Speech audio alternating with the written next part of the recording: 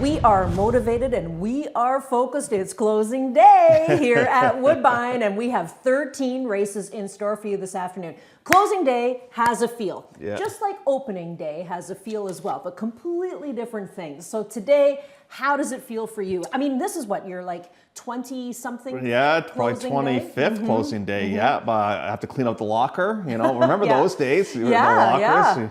Man, I'd find some stuff in my locker, like a bad apple that's been there for like 3 months. I'm like, oh my gosh. But anyways, yeah, no, closing day, it's bittersweet. You know, it really, really is, because this is my second family here. Yeah, it is. It's all of our second You come, family. you say, hey, how's it going? How's it going? How's it going? And all that. And then I don't see everybody for 3 or 4 months. I always say to people, it's like high school here at the racetrack. A high school that never ends. Yeah, we never graduate. No. So like we said, 13 races in store for you today. And because it's closing day, it's mandatory payouts on all the big wagers. And there's some good carryovers on today's program, especially in the Jackpot High Five. And then we have the Steady Growth, which will be our on-track feature, and that has turned out to be a really nice group of runners. And there were so many great endings yesterday to things, like, you know, no more options. No, make no mistake. Oh, make no mistake, sorry, yeah, no more options is coming up a little bit later on today. Make no mistake.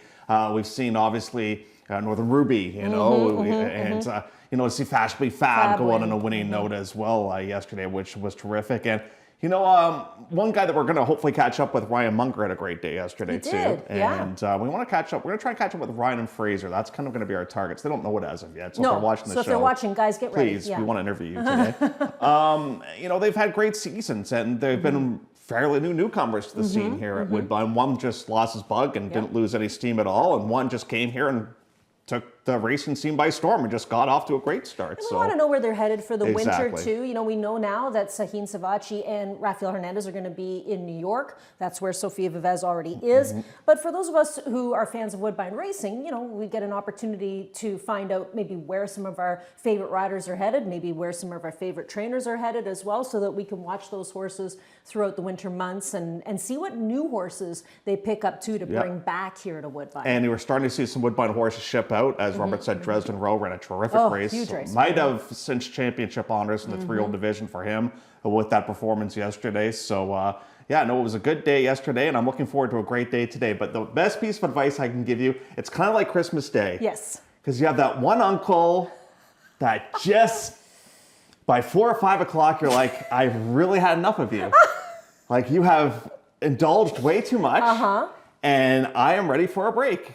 So just pace yourself, everybody, because it's a bit of a long day. It's a long day. Like, once again, Jeff has packed his pajamas because the last race today goes close to 7:30, which is really close to bedtime at my house. Yesterday, as you mentioned, great day for Rafael Hernandez, a great day for Ryan Munger, and another amazing day for Sahin Savachi. He won 4 races on the program, and then, of course, this was the highlight. One of the highlights for me. The first one was getting to watch Make No Mistake. The second one was getting to watch this great ride here from Dave Moran. I was screaming at the TV. If anybody was here in the paddock, I'm sorry, because I was yelling so hard to get Fashionably Fab into the winner's circle. You know, she kind of did hang on that other horse, but David always said, he's so cool, David. He's a great interview. He said, I knew she was going to win, but it was just a question of by how much we were going to win by. Well, guess what? You didn't win by a whole lot on that occasion. No. And that's now back-to-back La Providence for Fashionably Fab. The second place finisher who ran a hell of a race was 45.70 for Barb Minchell, and that's a horse that she owns. Daisuke Fukumoto almost pulled off a 25-1 upset. But today, we'll see what happens. I'm sure there's going to be a few upsetters on today's card. We are going to look back throughout the day at some of our best races of the season, just so you can have a little look back at some of the highlights of the year. We're going to talk to some jocks as well. And we're not going to be able to handicap the entire card on the pregame show because there are 13 races. So we'll kind of go sporadically throughout the program. But we will start in race number 1 today with a maiden event. It's an optional $40,000 claiming event for the 2-year-olds going 3/4 of a mile.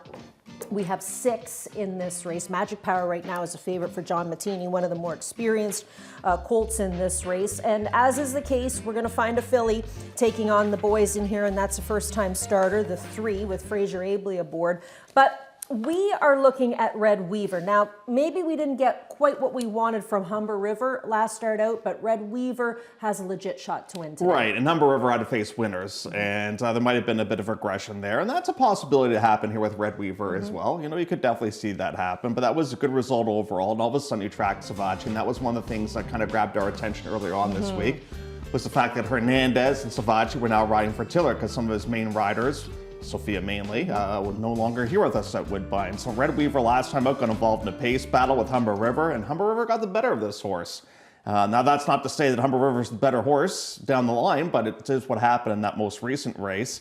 Holiday Snooze, the 6, kind of a cool name for right now. This is a half to Sneaky Rebel, and the mare is a half to Thor's Rockets. That's a pretty nice family in here too. So Magic Power, don't mind him, but I just think if Red Weaver just comes back to that last race, he doesn't really even have to improve. He just has to run the same type of race, and I think it's good enough to win. Absolutely. Okay, so that is the opener on the program. Now, the next race we're going to look at is the third. So we're skipping the second race on the card, but we're going to look at the third race next, and this is a good one. It's an optional $75,000 claimer or an A other than, going 3/4 for the 2-year-olds. And we have fillies in this race. And, you know, there's a lot of nice horses in here who we've seen in some stakes events, including Tbred, who was in the Grade 1 Natalma. Miss Pierre, who had an amazing career debut under Flores for Ted Holder. Not a Trouble, who I can't really knock this filly right now. She's done some really good things against some very tough company. Yeah, and you know, it's a really small breeding operation that you were somewhat instrumental in getting into the game. It's all my fault, as Colin likes to say. Yeah, now Colin's bank account says so, but he's getting breeders' awards and everything for this horse, which is fantastic, and Out of Trouble just continues to get better and better in this race. You've got Periwinkle, who's run well against stakes competition, same with Tbred. The interesting thing is the Josie Carroll horse in this race. The first one. And this is a 2-year-old, I should have put a nicely bred filly. That's my mistake there. It's a filly. My bad. It's okay. It's the last day. People make mistakes. Fatigue there and there. So we'll get that fixed. They'll Nicely fix it. bred filly facing winners in here. Now, I've seen Josie make this move once before with a horse that she was very high on by the name of Ottawa. Didn't quite pan out for that one. But for her to run a horse in against winners, well, first of all, the main race probably didn't go. And secondly, they were probably pretty high on her. And she comes from a really, really good family. She's from the same family as a multiple stakes winner named Win the War, a stakes place horse named Mo City. And she went through 3 different sales. 2 at Keeneland, sold for $100, then $77, then sold for $200,000. So I want to see... this one's made onto the clock report too, which is fantastic. So I'm going to take a shot with that first-time starter, but you're going to go towards Not a Trouble, who is really good right now. And Josie had a good day yesterday. She ran a first-time starter yesterday that we caught, a horse by the name of Dolce Fortuna that she's a co-breeder, co-owner on. So that was a good winner on the program yesterday. My apologies about the typo. I guess it's fatigue. You're allowed 2 mistakes on today's program. And it's only 12:27. Race number 4. Where we kick off the pick 4. And Jeff and I are going to hope for some good luck here in this race. It's a maiden event. $25,000 is the optional tag. We're scratching the 3-horse. That one is a vet scratch. Still gets you to a big group. There are 10 runners in this event with a couple of first-time starters still left to go. 1 for Sid and 1 for Tino. Tino had a nice winner in the last race on the program yesterday. And, you know, I thought maybe my buddy, Paul Buttigieg, might be the horse to beat because the horse comes in off of a work in 48 and change and takes the drop from 40 in for 25. He is the horse to beat. He deserves it. He's run well. He's run against some good horses like Go Jimmy Go, Regal Guest, you know, and now he's in for 25,000. Like, he is spotted to win here today. And when we were doing our handicapping, I guess 2 or 3 days ago for this card, I think I said to you, I'm taking a chance with some wild horses. And I'm going to take a shot with this Red Pharaoh because Red Pharaoh's got some works that look okay, and other works are like, ooh, that's pretty slow.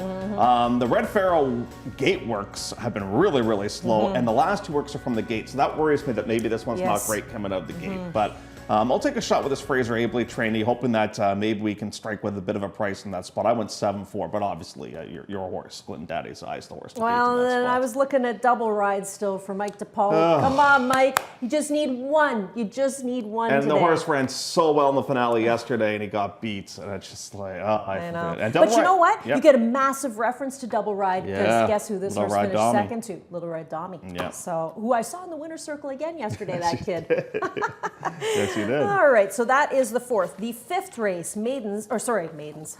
The fifth race, a wide open quarter. I've said this a million times, my favorite races. 7/8 of a mile, the distance, and you get some great horses competing in this race. Just a field of 7, but they're all lovely. I mean, you have Clayton here for Kevin Attard. You have Penarash, who's taking a drop, and this is interesting. I'm very interested to see Penarash on the drop here today.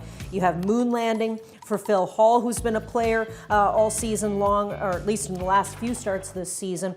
This is a good one. Hey, and you even have Cece's Kingdom, who's coming in off of a win for Chirkop, and he had a great win yesterday in the opener with Mr. Marshall. Who do you like in the fifth? I think there's not a lot of pace in this race. Yeah. So that's kind of why I landed on Penarash, thinking that maybe even with blinkers coming off, he might get to the front in this spot. He gets a new pilot here today as Davey Moran will take over. I was actually talking with John Mattini the other day about what a striking horse he is. Yeah, he's a good looker. Very, very handsome individual, being by Curlin. You've got Cece's Kingdom, probably not the best distance in here. You've got Moon Landing coming off of a good run. But I want to show a replay in regards to Clayton, because Clayton was never traveling comfortably last time out, and then something happened where he had the rider to take up. But I want to ask you about what's going on here early on, because I'm trying to figure it out myself in here. So let's watch this horse right now, the number 1, and just watch how the horse carries himself in here. His head's right up in the air. Now I was thinking, okay, does he not like the kickback? Well, there's nobody in front of him right now at this point. But even at this point, like, he's kind of getting out a little bit in here. But just watch his head. Just watch this here for a couple, you know. He just keeps doing it. He's just, maybe he didn't like being on the inside, maybe a little bit claustrophobic. Yeah. Well, and then it gets worse. Yeah, it does. And watch the rider here. He's going to have to take up on this horse here coming up in a couple of seconds. He's really going to, and don't forget, on this day, he was 2-1 on the tote board. Like, here I thought maybe it was kickback, but then I'm just not sure. But watch it, and then he has to really put on the brakes in here. Yeah, that's bad, eh? You know, so like, what do you think was going on there? Okay, all I can tell you is from my own experience riding horses is when they throw their head up in the air like that, they're PO'd about something. Yeah. And you know, what you get told is, you know, let your rein slip through your fingers a little bit. Like, don't take a big feel there. Essentially, which is what you could see was happening, that Savachi was not taking a big feel. He was doing that on his own. So something ticked him off. Yeah, he was ticked. That was an angry horse. Yeah. And like I said, I've seen that before. You know, horses are a lot like humans. And they have moods and they have emotions, and that one was angry that day. Now, I don't know what we do here today unless Fraser pulls a move that Saheen used just the other day on that Drexler horse. Remember? Just take him right to the back. And then take him to way the outside, Yeah. right? Get him away. Maybe he doesn't want horses around him. Maybe he gets really ticked off about that. But maybe we'll see a different tactic employed today here with him. I'd love to see him put his head down today. Because you would think with a 7-year-old, he'd be pretty comfortable being on the inside, but he was trying to tell you that's something. one of the most unique replays I think we've seen this year with the horse. That just was not a very, very happy camper there. On his best day, he's good enough to win this race. Of course, for sure, for 25,000. So, and we're all going to go back to him. I think today. Probably. A lot of us are going to go back. We're to going him. to use him on our pick 4 ticket. That's for sure. We are. All right, so we'll see what Clayton is able to do in race number 5. We are skipping the 6th race, and we'll move ahead to race number 7. Now, the 7th race is an optional 40 or nominators of 3 life going 3/4. I think a major scratch in this race of the one chamber music. Yeah, I think a lot of people would use that horse up on top, but he's a vet scratch here. So now, you know, originally I was going to go 1-4 with the new Maybe as my price horse actually on the day today. I don't think we're going to get a price on him now thanks to the one horse being scratched. So I think I'm just going to use the 2 Tiller horses. Is it a Tiller exactor? Could be. I mean, the new Maybe is really good right now. Even the comeback race wasn't all that bad and should be somewhat forwardly placed. Thought Yacht Boy ran a beautiful race last time out and against Highland Life. That was a Cody horse that I think was set off as one of the choices on that day. And I think we see that horse today too. Right, and I've landed on Wassoulay in here because this one ran against Arabian Prince and Western World last time out. His run against Souped Up. I mean, has run against some really, really good horses. I've kind of been burned with some of the Chirkop horses I've picked when they've dropped down in class, but I've scratched on this one. I'm okay with that because I just think with one of the better efforts here, Wassoulay can certainly be in the mix of things in there. But that is a huge, huge scratch because Chamber Music had an eye-opening win last time out here. He did, and that was fresh off of a digital sale purchase as well. So that one is out, and we move on to race number 8. The 8th race is an optional 40 or a 2 other than, going 3/4, and now we have a big group to look at. Now we do have a steward scratch of the 11 Mardine. That horse will not go, but it gets us down to 10. The 5 American Decision is at 3-1. Now here's where you find Highland Blue, which is a Dave Cody horse. I might have been mixing that one up, but here's where you find Highland Blue. I thought that Flores gave him a great ride, and I think you would agree with me back on December the 1st when he broke his maiden for 40. I know Dave's had some rough luck, especially yesterday with that horse that we liked on yesterday's program that found trouble yet again in a sense. Cup of kindness. Yeah, exactly. Do we go to Highland Blue off of that gutsy win? He beat Connor, or do we go to something like, say, Roar of the Crowd? Who do you go to here? Right. I think with Highland Blue, what was so good about that ride was he just sort of nursed that horse along. Just gave the horse enough rein, and left enough But he in the had gas to fight tank. for it. He did, and I just think now you have to face winners. It's going to be a little bit tougher here today. I did land on American Decision, just hoping that with the drop that we're going to be able to do some good things in here. Again, I'm using that Arabian Prince reference. I know it's not a great reference when a horse is 2 for 1,000, but it's still Western Whirl. Is not a bad horse. So I just think American Decision. All of a sudden, Hernandez shows up with this horse. So I'll put that one on top. I went 5-7. And I looked long and hard at Have It My Way, who drops down in class here today, because all of a sudden Savachi shows up, and over the last 2 years, he's 5 for 10 for this barn. Yeah, that's interesting too, isn't it? Yeah. It's not an easy one. Race number 8, and it's where we kick off the mandatory payout for the Jackpot Power Pick 6. We're going to take a quick commercial break. When we come back, Jeff and I will take a look at the back half of this closing day program. Love horse racing? HPIBet.com is Canada's leader in online horse betting. Access thousands of live races from hundreds of tracks worldwide instantly. Enjoy the most advanced betting tools like AI Smart Picks and exclusive cashback rewards you won't get anywhere else. Join today and get up to $100 in free bets. Get the ultimate horse betting experience with HPIBet.com.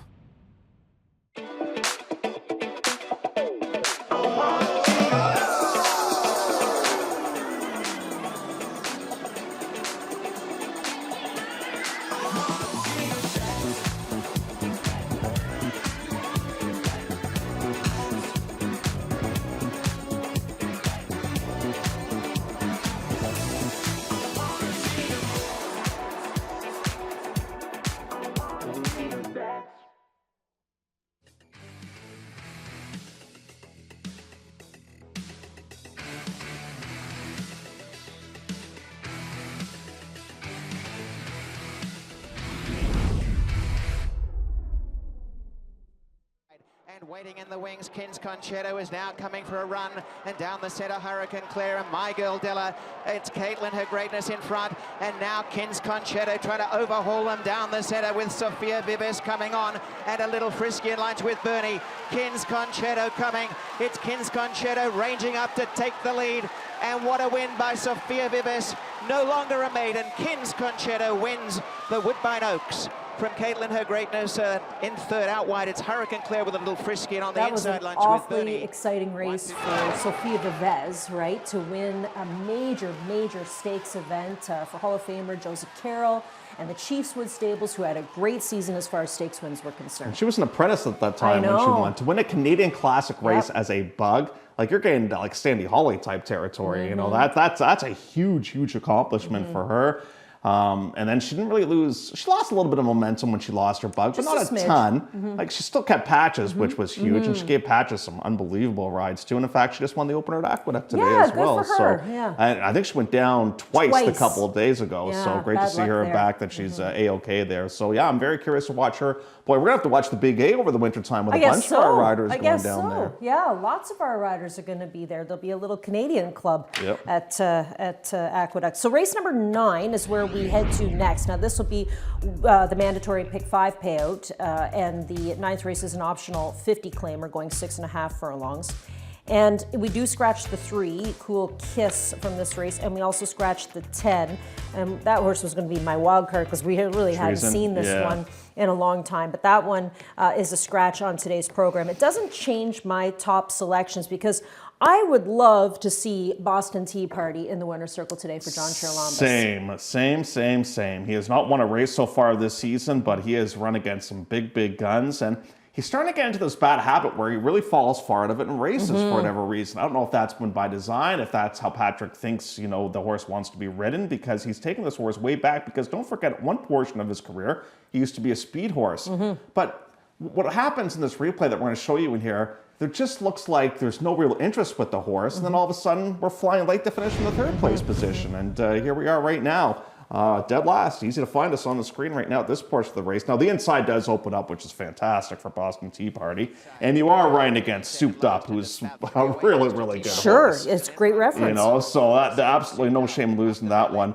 But I think at this point, Patrick's like, well, if I go the outside, like I'm kind of toast. I'm going to have to go like 8 or 9 wide in here. So let's kind of roll the dice and see what we get up the inside. But there's no real urgency. There's no real panic with the horse. And I don't think it's an overly stressing run with this one.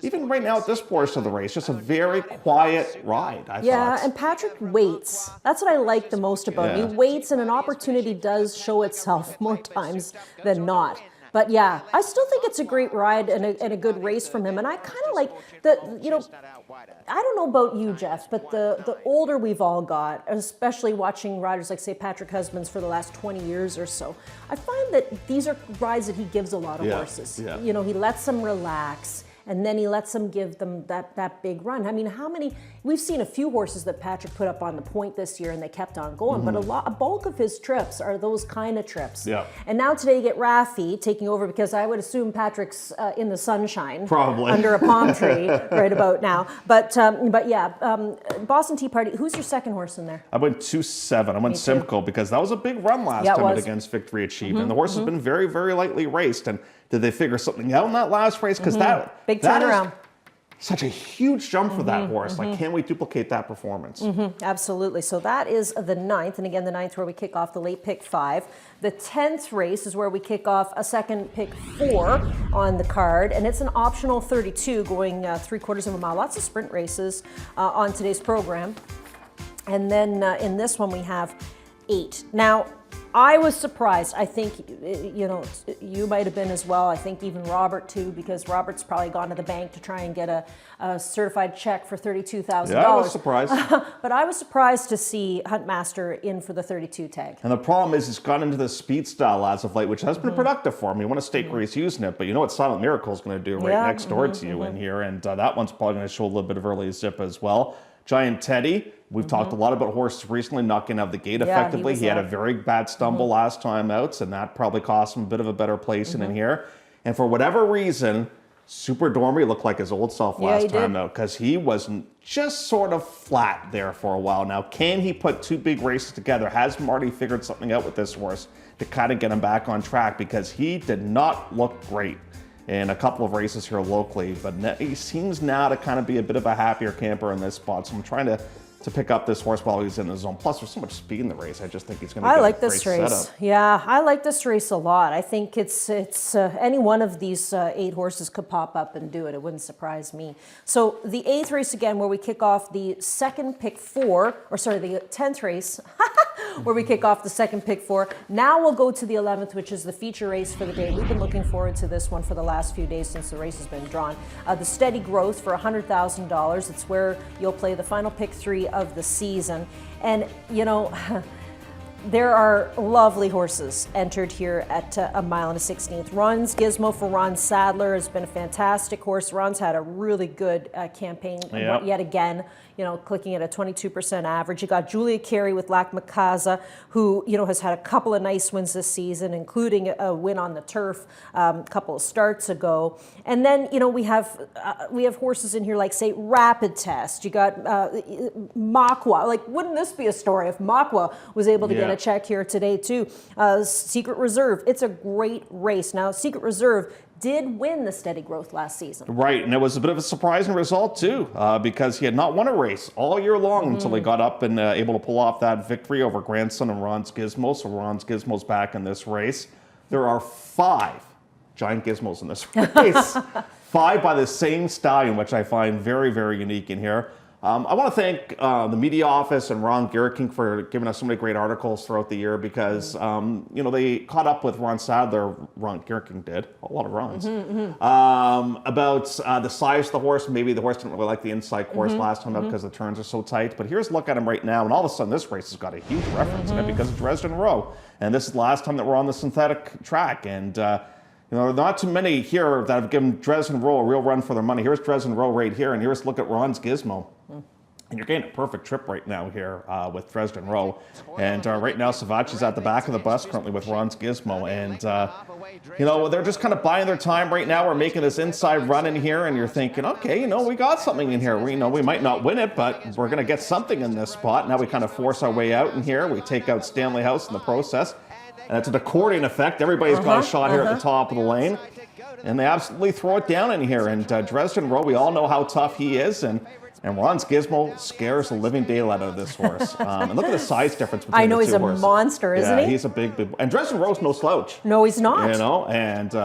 oh, so close. Yes. And like you said, after that race last night at Turfway, what a monster reference. Yeah. Right? Yeah. So, you know, there's your story. Can Ron's Gizmo come out of this and win? Now, he was in the steady growth last year, and he just got beat by Silent Reserve. Yeah. Would a horse like, say, No More Options be one that we'd take a look at, too? He's really good right now. He is good right now. You know, he's just like, make no mistake, they got good right around the right time. And definitely No More...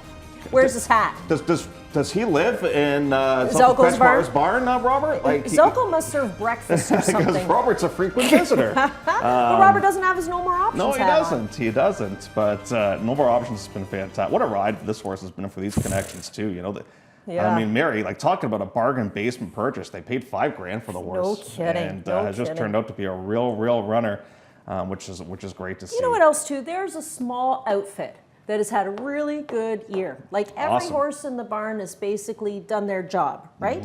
And it's a family outfit too, Yeah. which makes it really fun to And watch. you know what, too? You got to give the horse and the connections a lot of credit because sometimes when you roll the dice and you go towards the plate, Yeah. it just ruins the rest of your year. They never come back the They same. never come back the same. But this horse has. He has. They were able to regroup, and Yep. he's done some good things. All right, let's go to the 13th. We're going to skip the 12th race, which is actually a really fun race on today's card. I always like this. I feel like we've had this race every year on closing day for eons. Used to be a mile right? 7/8, now it's Yes, a mile and a half. a mile Yep. and a half. And it's a starter, which is fun. And you're going to see some long distance specialists competing in that race, but they're not stake horses. That's the cool part about it, is you can have, you know, a workman horse in your barn, a blue collar horse that has a great shot to go long distance. 13th race, though, is how we're going to wrap things up. And we don't make it easy on you for the last race on the program because we give you a wide open $5,000 claimer. Yep. And Ron Sadler, I hate to keep talking about him, but Ron could have a really good day today. He's got Highland Society in this race, a two-time winner this season, comes in off of a victory, winning against wide open 5 claimers, and he gets Raffi. I mean, this I think is the horse to beat. And remember, you got to change your strategy if you're playing the high 5 today, because it's not a jackpot wager today, it's a mandatory Right. payout. So you don't have to worry about being the lone winning ticket, so you can maybe play it a little bit more traditionally by using the horses that you like, the favorites maybe in certain spots and stuff like that. And for me, it's 2 horses, and they're bookends in here. I Yep. like the 13th Recently Set Up, and I like Highland Society. Me too, I'm with you. Now, the one thing that worries me a little bit Highland Society is, and I don't know if you can see that my notes in here, but Oh. I did the every other race. Oh, you got the good race, bad race, good race, bad race. Yeah, so that worries me a tad, you know? I'm just like, oh, that's kind of a bit of a pattern for whatever reason. So that's why I give the slight nod here to 3 Sunny Side Up. I'll put that one on top with the drop 13, down yeah. across. Geez, that's a tough post. It to is. Not a great too. draw. Yeah, but we're going 6.5, so he's going to have quite a bit of time, I think, to get himself into a Yep. good spot. Yeah, well, that's it. The 15th and 16th races, we're not going to do those, No, right? we will not be in attendance for those. Alrighty, so 13 races in store for you today. Plenty of handicapping options as we take a look at some of our summaries of how we see the day. We'll start things off first with Mr. Bratt. So here we go. My single on the program, a 1-5 shot for you, Red Weaver, to start off the day. My vulnerable favorites can be Giant Teddy. I just think there's too much speed in this race. My price play is Josie Carroll, first timer. I don't know how much action that horse will take because the horse is facing winners, but the barn does get bet with their first timers. So, although the horse yesterday went Made off the at 7 to clocker 1. list though too. Yeah, and my wild card is Red Pharaoh. I'm just taking a shot on that one. That should be a decent price play coming up in race number 4. Well, I got Echo with Laughter. I'm not going to give you much price on that one either, but I just want to get a single home. Soulmate's my vulnerable favorite in that long distance race. The new Maybe is my price play, but I don't think it's going to be a price now that we have the scratch of the inside horse. And then my wild card is No-No's Little Boy because he won the Tour de Fort. He won it with ease. And I would think right after that Tour de Fort win, they said, I know exactly where we're going to send this horse. Hopefully that race will go on closing day at Woodbine because it's kind of a bit of a tradition to have that race every year. Periwinkle is a top selection from Doug McPherson at 7-2 in the third race on the program. And Ron, of course, goes to Ron's 3 Gizmo. Rons. Ron for Ron and Ron. Absolutely. And that'll come up for you in the feature, the 11th race on the program. We have a clocker horse, just one final clocker horse for you. We talked about it. This is the maiden in against the winners today in the third race on the program. Madame Obey at 6-1 for Josie Carroll. We're talking about the work on December the 7th in 101 that caught Ernie Perry's eye. And he says she's been working evenly with company lately. Now, we know that she's taking on winners, but as he mentions, you could get some value here. She is listed at 6-1 morning line. And a special thanks as we come to the end of the season to our clocker, Ernie Perry. Absolutely. And his entire team. And his ROI, because he has given us some really nice winners and some ones that paid really well big too. big bucks. Ernie did very, very well, and he is looking forward, I imagine, to some time off. I would assume so too. Sleeping in? Probably sleeping in, a lot of that. And another guy who's, looking forward to probably doing some sleeping in. Came in to visit us yesterday. Oh, this is great. I forgot we're doing this. Yeah, we got a knock on the door yesterday, and we can't see who's on the other side. So sometimes they're, But anyways, got a knock on the door, and who walks in? One of our favorite assistant trainers, Adrian Lee. And he has been a long-time assistant trainer for Stu Simon. Adrian is one of the nicest people you will meet at the racetrack, correct? Gonna miss him. Big time. Big time. And he came in to let us know that he and Stu had a talk and he decided to retire. Yeah.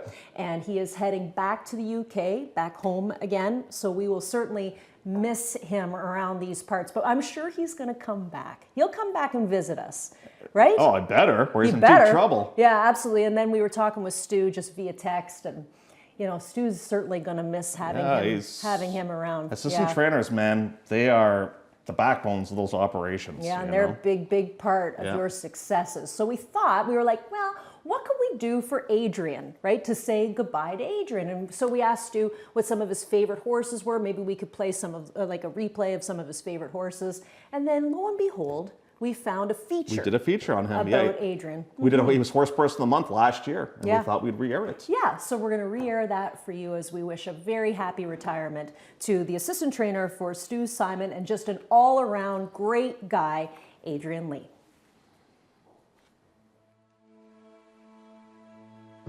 My name is Adrian Lee. I'm assistant trainer to Stuart Simon. From the age of 16, all I've ever wanted to be was a racehorse trainer. One of the main roles I have for the stable is looking after all the nutritional requirements for the horses. The art of feeding can never be underestimated. You know, you can't feed all horses the same way.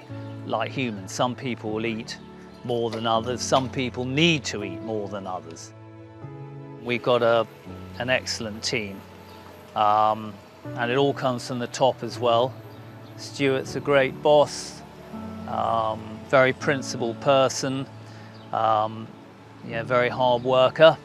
People always say what a pleasure it is to come and look around our barn and stroke the horses and how nicely behaved they are.